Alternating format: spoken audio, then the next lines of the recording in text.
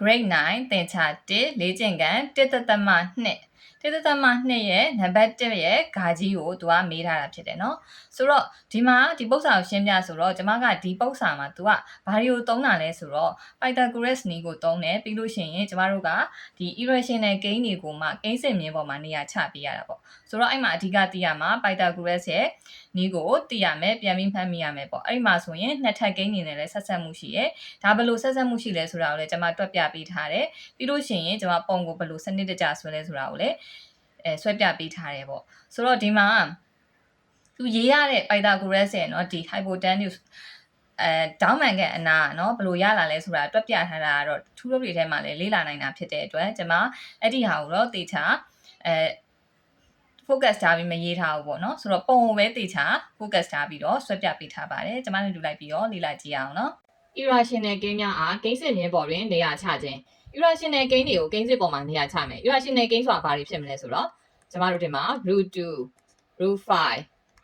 √13 အစရှိသဖြင့်เนาะဒီ number တွေကို irrational number တွေလို့ခေါ်တယ်ဒါတွေကိုကျွန်မတို့ကကိန်းစစ်မြင်းပေါ်မှာနေရာချမယ်ဆိုလို့ရှိရင်သိရမယ့်အချက်တွေကိုကျွန်မပြောပြပေးမှာဖြစ်ပါတယ်irrational gain တွေကိုနေရာချတော့မယ်ဆိုရင်အရေးကြီးဆုံးအချက်ရှိပါတယ်အဲ့ဒါ Pythagoras ကိုပြန်မှတ်မိရပါမယ်ဆိုတော့ကျွန်မဒီမှာအနာ3ခုရှိရဆိုလို့ရှိရင် A B C ဆိုပြီးတော့နာမည်ပေးလိုက်မယ်ဆိုတော့ဒေါင်းမှန်ကန်အနာနှစ်ထပ်တည်ဆိုတော့ C square เนาะနှစ်ထပ်ကကျန်အနာနှစ်ခုနှစ်ထပ်များပေါင်းခြင်းနဲ့ညီတယ်အဲဆိုတော့ A square plus B square ဖြစ်ပါတယ်ကျန်အနာနှစ်ခုနှစ်ထပ်များပေါင်းခြင်းနဲ့ညီတယ်ဆိုတော့ဒီအချက်ကိုသိပြီဆိုလို့ရှိရင်ကျွန်မဒီမှာဥပမာပြောပြမယ်ဆိုလို့ရှိရင် C ကျွန်မတို့ဒီဒေါင်းမှန်ကန်အနာကိုအဓိကသုံးပါเนาะဒေါင်းမှန်ကန်အနာကိုကျွန်မက √2 လို့သတ်မှတ်တယ်ဆိုလို့ရှိရင်ကျွန်တော်တို့ဆွဲရမယ့်ဒီအခြေနဲ့ဒီအမြင့်ပေါ့เนาะဆိုတော့အဲ့ဒီအနာနှစ်ခုကဘယ်လောက်ဖြစ်မလဲဆိုတာကိုခံမှန်းရတာဖြစ်ပါတယ်သူ့ကိုခံမှန်းဖို့ဆိုရင်ကျွန်တော်တို့ကနှစ်ထပ်ဂိမ်းတွေကိုသိထားဖို့လိုပါတယ်နှစ်ထပ်ဂိမ်းတွေက1ရဲ့နှစ်ထပ်2နှစ်ထပ်3နှစ်ထပ်အစရှိသဖြင့်ပေါ့နော်4နှစ်ထပ်ဂိမ်းကနန်းတွေရဲ့နှစ်ထပ်ဂိမ်းတွေကိုသိထားဖို့လိုတယ်ဆိုတော့ဒါဆိုရင်ကျွန်တော်ဒီမှာ √2 ကိုလုံးနေဆိုလို့ရှိရင်เนาะ √2 ကိုဆွဲကျင်တာပေါ့ဒီတောင်းမှန်ကန်အနာမှာဒါဆိုရင်အခြေနဲ့အမြင့်ကိုဘယ်လောက်ဆွဲရမှာလဲသိချင်ရင်2ကိုယူလိုက်မယ်2ဆိုတာကเนาะကျွန်တော်တို့1နဲ့1နဲ့ပေါင်းခြင်းပေါ့2ရတယ်เนาะဆိုတော့ဒီနှစ်ထပ်ဂိမ်းလေးတွေကျွန်တော်ဒီမှာရေးပေးထားမယ်ဆိုတော့1နှစ်ထက်က1 2နှစ်ထက်က4 3နှစ်ထက်က9 4နှစ်ထက်က16အစရှိသဖြင့်ပေါ့နော်ဒါနှစ်ထပ်ဂိမ်းနံပါတ်တွေပေါ့နော်ဆိုတော့ဒီမှာတော့2ဆိုတာ1နဲ့1နဲ့ပေါင်းရင်2ဆိုရင်ကျွန်တော်ဒီမှာ1 square plus 1 square ဒါဆိုသိသွားပြီ A ကို1လို့ယူဆမယ် B ကိုလည်း1လို့ယူဆမယ် √2 ရလားမရလားဒီမှာပြန်စမ်းတက်ကြည့်မယ်ဆိုလို့ရှိရင်1 square plus 1 square equal to 1 plus 1 equal to 2 c square equal to 2 c ကိုပဲလိုချင်တယ်ဆိုရင်√2 ဖြစ်သွားမှာဖြစ်ပါတယ်ဆိုတော့ဒီ c เนาะကျွန်တော်တို့ဒေါင်းမှန်ကန်အနားနေရာမှာ√2 ဖြစ်သွားပါပြီဒါအရေးကြီးတဲ့အချက်မို့လို့ဒီအောင်အရင်သိထားပါမယ်ဒါသိပြီဆိုရင်တော့ကျွန်တော်တို့ပုံစဆွဲလို့ရပါပြီရှင်ဒီမှာဥဆုံးဒီမှာမြင်းဖြောက်တစ်ချောင်းဆွဲလိုက်မယ်မြင်းဖြောက်တစ်ချောင်းဆွဲပြီးသွားရင်ကျွန်တော်တို့ဒီမှာအမှတ်လေးမှတ်ဖို့အတွက်ပေါ့နော်ကျွန်တော်အထောက်ချုံသုံးတယ်နော်ဆိုတော့အဲ့ဆိုရင်ဒီမှာတက်မှတ်မှတ်လိုက်မယ်ပြီးရင်အစူးလေးကိုเนาะကျွန်တော်တို့နေရာရွှေ့လိုက်မယ်စနာမှတ်ထားတဲ့နေရာပြီးရင်တက်မှတ်မှတ်မယ်ဒါဆိုကျွန်တော်ကတူညီတဲ့အကွာအဝေးကိုရသွားမှာဖြစ်တယ်โอเคမှတ်ပြီးသွားပြီဆိုလို့ရှိရင်ကျွန်တော်တို့ဒီမှာနံပါတ်လေးတွေတက်မယ်ပေါ့နော်ဆိုတော့ကျွန်မဆွဲရမှာကအခုကျွန်မတို့ဒီမှာမေးထားတာကဘာလဲဆိုတော့half √2 ပေါ့နော် half √2 ကိုဆွဲပြခိုင်းတာဆိုတော့half ကိုခဏထားပြီးကျွန်မက√2 ကိုဆွဲမယ်နော်√2 ကဆွဲနာတော့ကကျွန်မတို့နော်ထောက်မှန်ကန်နာ√2 ကယူခဲ့ရင်အခြေနဲ့အမြင့်ကိုကျွန်မက1 unit စီပဲဆွဲရမှာဖြစ်ပါတယ်ဆိုတော့ကျွန်မတို့ဆွဲမှာကတော့အပေါင်းသင်္ကေတနော်အပေါင်းပတ်ရှိတဲ့ဘက်ဆွဲရမှာဖြစ်တဲ့အတွက်အနှုတ်1ကိုအနှုတ်ကိုဘက်ကို1ပဲယူမယ်ပေါ့ပြီးလို့ရှိရင်0ယူမယ်1 2 3ဆိုတော့စာပြီးဆွဲမယ်ကျွန်တော်တို့အခြေအမြင့်နော်1 unit စီပဲသွားရမှာဖြစ်တဲ့အတွက်ဒီမှာကျွန်မ0ကနေပြီးတော့1ကိုသွားမယ်1 unitပြီးတော့ကျွန်မဒီမှာ1ကနေပြီးတော့အပေါ်လဲ1 unit ထောင်တက်ရမှာဖြစ်တယ်ဒီ1 unit ကိုတိကျဖို့အတွက်ဆိုလို့ရှိရင်အတိုင်းအတာပမာဏဆန္ဒတော်ကကျွန်မတို့တိုင်းထားတယ်เนาะဒီ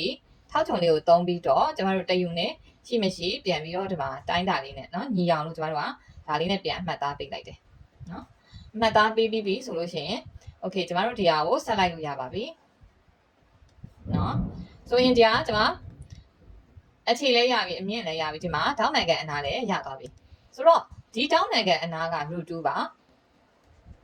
အားကြောင့်ဒီမှာ√2လို့ရေးလို့ရတယ်။ဒီမှာစနအောင်တွက်ပြပြီးသွားပြီ။ဆိုတော့ဒီမှာ1 unit ဒီမှာ1 unit ဆိုရင်ဒီမှာ√2ထွက်လာမှာဖြစ်ပါတယ်။ဆိုတော့ဒါဆိုရင်√2ဒီအရှိเนาะဒီ√2ရဲ့ hypotenuse ဒီမှာဒေါင်းနိုင်ငံအနာပေါ့။ဒေါင်းနိုင်ငံအနာအရှိကဘယ်လောက်ရှိနေတာလဲ။ ဆိုတော့ကျွန်တော်တို့ကဒီ gain sit เนาะမြင်းပေါ်မှာဆွဲချမယ်ဆွဲချမယ်ဆိုရင်ကျွန်တော်တို့ဒီမှာထောက်ချုံပြန်ပြီးတော့သုံးမယ်သူ့ရဲ့အရှိအတိုင်းကျွန်တော်တို့ယူရမှာဖြစ်တဲ့အတွက်သူ့အရှိကိုကျွန်တော်တို့အတိအကျတိုင်းလိုက်မယ်เนาะ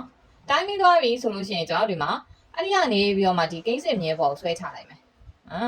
ဒါ root 2ရှိနေတဲ့နေရာကိုကျွန်တော်တို့ဖြတ်သွားတာဖြစ်ပါတယ်ဆိုတော့ဒီနေရာလေးပေါ့အမှတ်เนาะဆိုတော့ root 2က1နဲ့2နဲ့ခြားမှာရှိတယ်1နဲ့ပုံနီးတယ်ပေါ့เนาะဒီနေရာမှာဒါ root 2ရဲ့နေရာဖြစ်ပါတယ်ဒီမှာ root 2ပေါ့ရှိရမှာเนาะဆိုတော့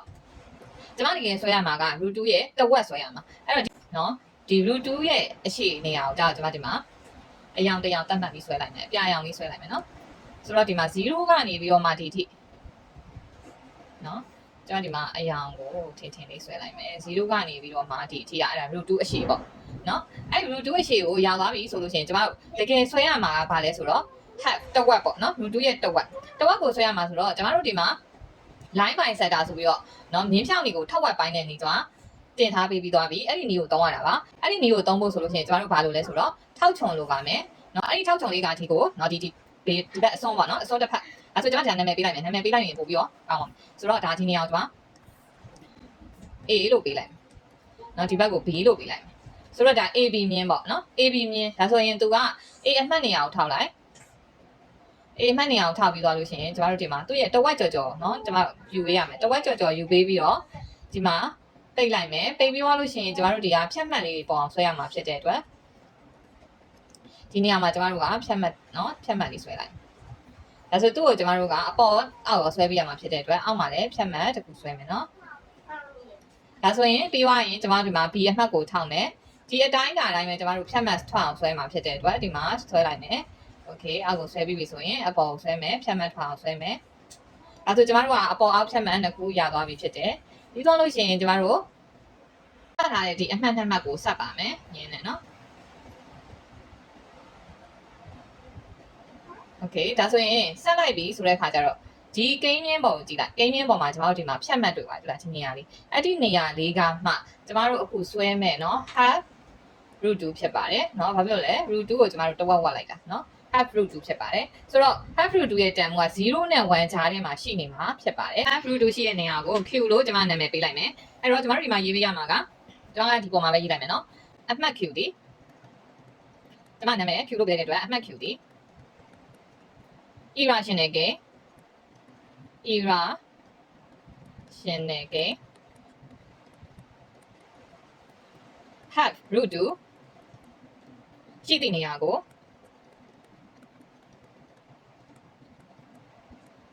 ဟောပြသည်